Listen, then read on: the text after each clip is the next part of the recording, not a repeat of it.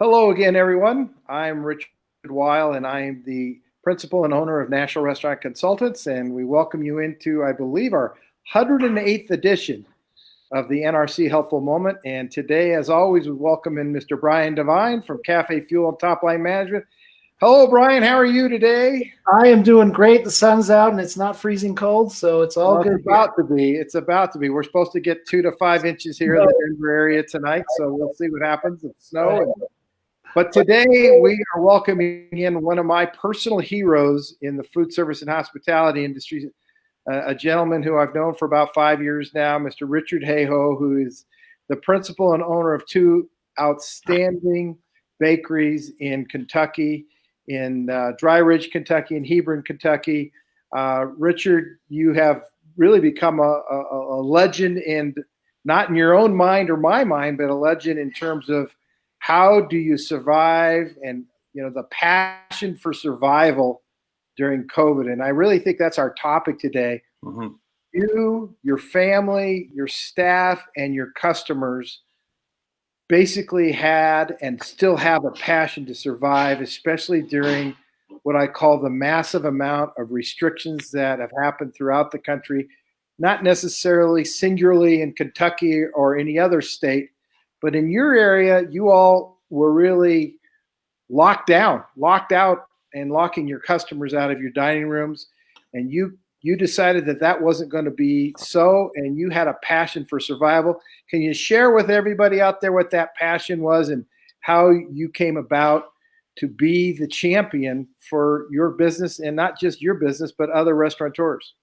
Well, it came as a surprise, and all we set out to do was keep our staff employed and serve our customers and provide a good product and to do our things. And when COVID started and the lockdowns back in March, and we had to make some significant adjustments like everybody else did. And fortunately, we had a drive-through situation. So when they asked us to close our dining room, we added a delivery model to our restaurant. Now we're kind of like a mom and pop sandwich place, like a Panera Bread sort of thing. We make our own breads and baked goods and cookies and donuts and so on and so forth. So we've had a lot of we get a lot of travelers that pass by and just want something that's not a chain. And so all of a sudden, all of that business went away. All of that highway sort of thing went away, and we were like, I hope the locals like us, because we're in a town of 2,000 beside a town of 4,000,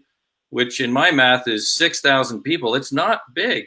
It's not a big area. However, we're with the highway and everything, and it's like, okay, how are we going to survive this? So we went after it a little bit and made some adjustments, like I had mentioned, and then we did not get a PPP loan. We thought, you know what, I'm going to attack expenses, because when is a better opportunity to attack your expenses when you have no revenue? So we got to do something. So we thought, instead of trying to get fat and just keep living like we're living, let's slim down. Let's make sure that we're running the place right. And so we made it through. We lost our biggest wholesale customer because they were shut down. They were a tourist attraction and all the different things. So right away we had to make some adjustments, and we did. And it was just before our hiring season too. So we were fortunate that we just kind of put that on hold. There was 1 or 2 employees that thought, okay, well, you know what? I don't need as many hours. I'm just kind of doing this because I like working here and being in the public. And so they took a step back and let the people that needed the work have the work. And so time went on, and we all kind of got used to this, the way of doing business. And then the dining rooms reopened, and we thought, okay, good. So we had a semi-normal lifestyle for a period of time. And all of a sudden our governor said, you know what? We're locking down again.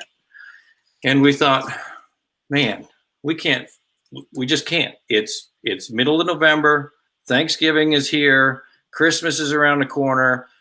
Inherently, the restaurant business employees, I've got 35 employees, 3 locations, 2 are retail, 1 is a bakery.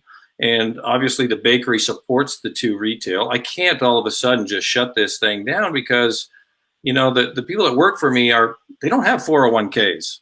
They don't have a big stock. We pay weekly, and there's a reason we pay weekly, and you all know why. So, the people that work for us are great, and we want to keep them, and we want to keep them going. And so instead of letting our business falter and die and cower in the corner, we said, you know what?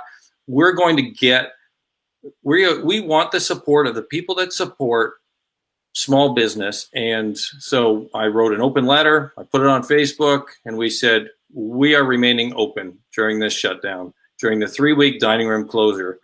And what's ironic and interesting is we were not inspected for a significant period of time in 2020. And you know what? They came and inspected us 4 days before this new mandate. So we got a 98%. Thank you very much. And that's kind of okay and normal and good. But all of a sudden, 4 days later, they want me to close my dining room and ship everybody outside in the cold or in a parking lot in an uninspected facility. It's like that's not right.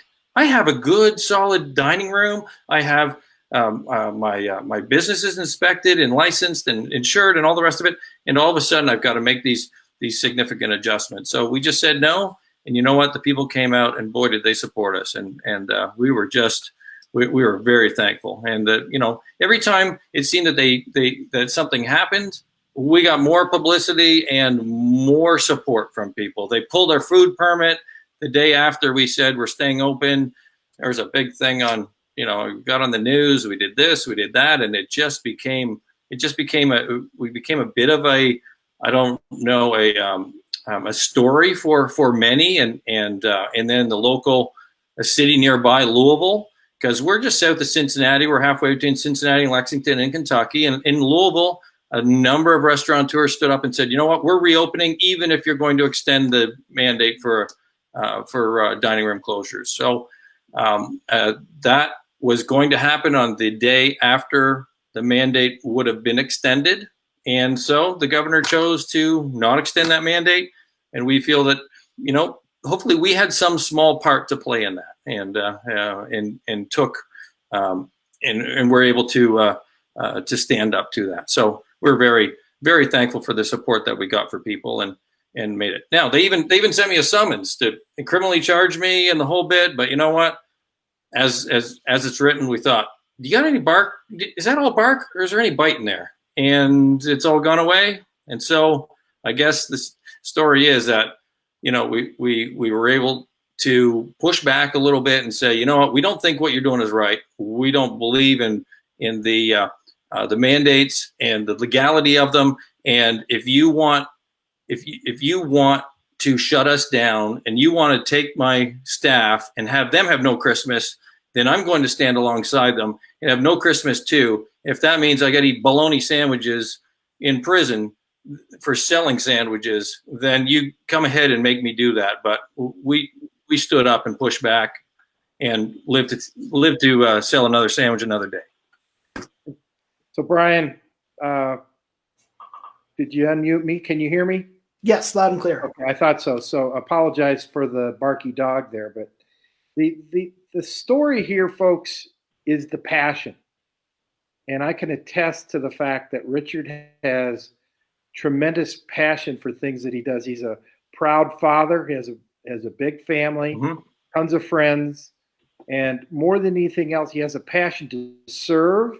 He serves not just the people, but he also serves a lot of good faith things from the man above. And I believe that your passion and your faith has brought you through this very nicely, Richard, you and your family, but your passion for your employees and for your customers, I think, is the message here that the food service and hospitality industry, we are the industry that serves, we are the industry of fun, and that you really replicate and really resemble that. And I can't thank you enough for sharing your story here.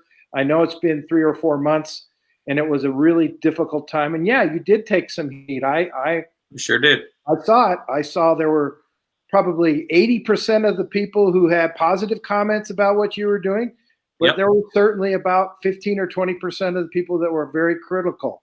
Yep. But more than anything else is that you've been there for your customers, but more so for your staff and your family. And I think that's really the message here, that our industry has leadership, and you are clearly one of the leaders in our business. And on behalf of our industry, not just in your part of Kentucky, but throughout the country, you've been a great mentor for a lot of us and how to deal with this. So thank you, Richard. Yeah, thank you very much. And that Facebook, we used Facebook. We exploited them this time, and put on every time there was anything that went on.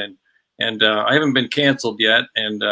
But so far we kept people up to date, and it wasn't a going after anybody else. It was, let's keep this business going. Let's keep this business open. Let's keep the people employed. And we wanted people to do that. So thank you very much for sharing. And Brian, I think the message here is, look how powerful Facebook was and how powerful his list and his customer base was. And what a great message that is to you from the marketing standpoint.